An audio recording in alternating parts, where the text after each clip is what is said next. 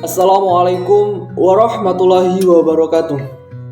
Hello, my name is Muhammad Fatikhul Ilham.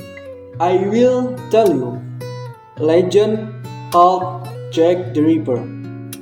It is late at night and a woman walks down a dark street alone. Out of the fog, a shrouded figure approaches her.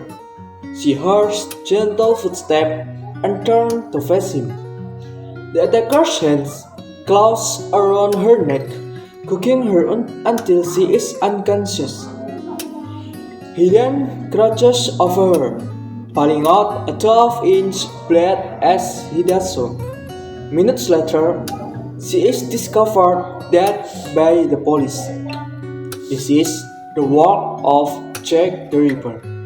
The Jack the Ripper are now throughout the world as being one of the most famous unsolved serial killings in history. At least 5 women met their end at the hands of this unknown man, and some believe the number may be as high as 11 feet.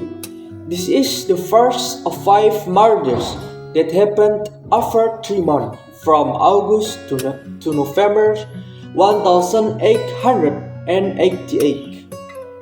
These 5 murders are commonly known as the canonical 5. Since the murder in 1888, no one has been successful in identifying the culprit, although many people have been named as suspects. The problem the police faced was that there was very little in the way of crime scene investigation. Back then, unless the attacker left a personal item at the scene which could be tracked back to them, the Reaper seemed to know this too. He planned his attacks to take place at night and far away from any prying eyes. This is probably one of the reasons why he goes to attack prostitutes.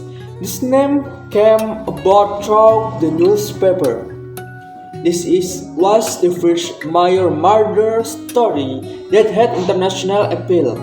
So journalists will try everything to boost public awareness.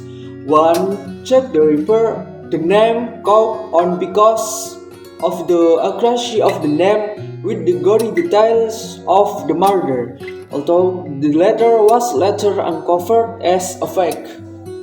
The world says the sensational name the press had given the killer. The mystery of the Reaper case has never been put to bed.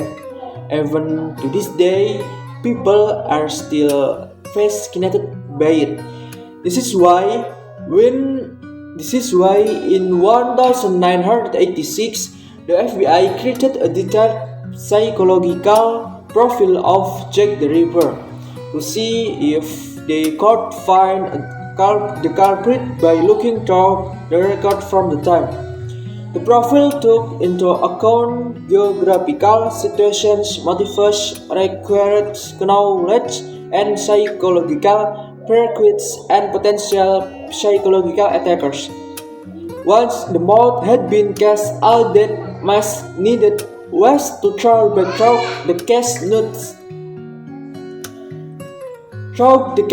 and reports to see if anyone who had been suspect fit with the profile.